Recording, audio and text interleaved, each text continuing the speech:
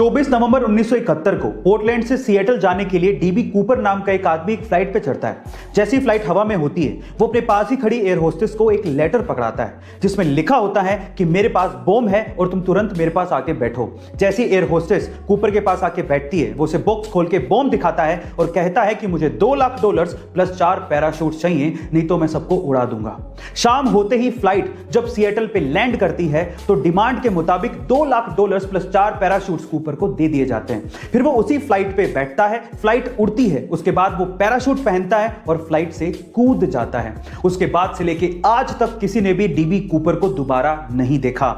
FBI ने खूब search करने की कोशिश की, लेकिन वो डीबी कूपर को दोबारा ढूंढ ही नहीं पाई। फाइनली 2016 में एफबीआई ये फाइल हमेशा के लिए बंद कर देती है। गाइस, ये कोई फिल्मी घटना नहीं है, इसे आप गूगल पे भी सर्च कर सकते हैं। टाइड डिटर्जेंट पाउडर काफी सालों से अमेरिका में मार्केट लीडर रहा है, लेकिन जैसे ही सन 2000 में वो इंडिया में एंटर हुआ, वो पूरी तरह से फेल हो गया क्योंकि वो इंडियन कस्टमर्स को समझ नहीं पाया।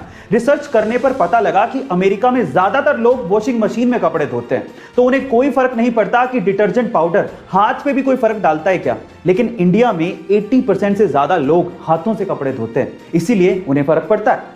तो फाइनली टाइड सन 2009 में टाइड नेचुरल के साथ इंडियन मार्केट में उतरा, जो कि काफी ज्यादा किफायती था, बहुत अच्छा था, लेकिन सबसे इंपॉर्टेंट चीज वो हाथों के लिए सेफ भी था। फिर क्या था, 2 ही सालों में टाइड ने इंडिया में बहुत बड़ा मार्केट कैप्चर कर लिया और आज टाइड नासा के साथ मिलकर स्पेस में पहली एस्ट्रोनॉट्स के लिए लॉन्ड्री बनाने जा रहा है। गाइस, अगर आपको बिजनेस में सक्सेसफुल होना है तो आपको अपने कस्टमर्स को समझना पड़ेगा। गाइस, क्या आपने इन प्रोडक्ट्स के बारे में सुना है? Fevicol, Fevistik, Fevikwik, doctor Fixit, M seal, obviously जरूर सुना होगा।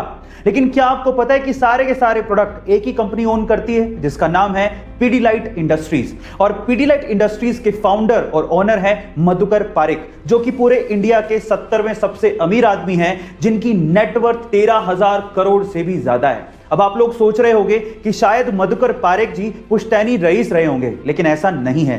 मैं आपकी जानकारी के लिए आपको बता दूं कि एक समय ऐसा था जब मधुकर पारिक जी मुंबई में एक लकड़ी व्यापारी के यहां पर पियोन की तरह काम करते थे। गाइस, इसीलिए कहते हैं कि बड़े सपने की शुरुआत हमेशा छोटे से ही होती है। काम छोटा या बड़ा नहीं होता, इरादे मजबूत होने चाहिए। कोरोना की इस महामारी में अगर सबसे ज्यादा बुरे दिन किसी को देखने पड़े हैं तो वो है गरीब और मजदूर परिवार।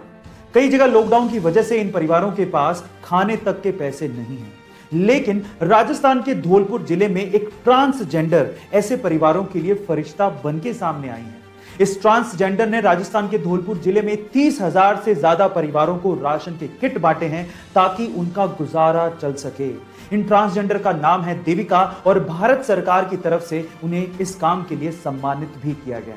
गाइस, आपका इस रिस्पेक्टेड कम्युनिटी के लिए क्या कहना है कमेंट सेक्शन में जरूर लिखिएगा।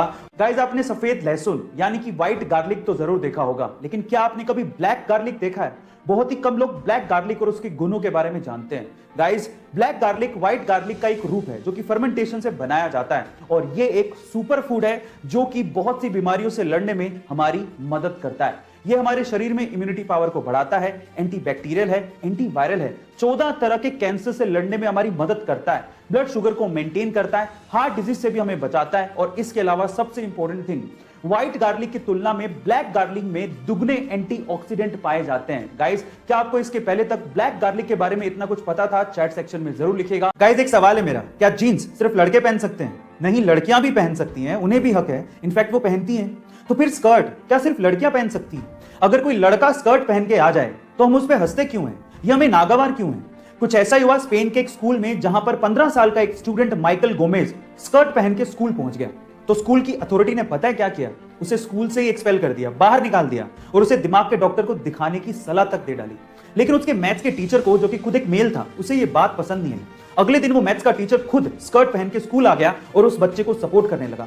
देखते देखते बाकी मेल टीचर्स और बाकी स्टूडेंट्स ने भी उस बच्चे को सपोर्ट करने के लिए स्कर्ट पहनना शुरू कर दिया। गाइस, सोशल मीडिया पे उसे बहुत सपोर्ट मिला, लेकिन मेरा फिर से एक ही सवाल है, जिसको जैसा पसंद हो वो वैसे कपड़े पहन सके, ऐसी फ्रीडम हमें कब मिलेगी? स्पेन जैसे देश में ये हालात है तो बाकी कंजर्वेटिव कंट्रीज में क्या हालात होंगे? गाइस, आपका इसके बारे में क्या ख्याल है कमेंट सेक्शन में जरूर लिखिएगा।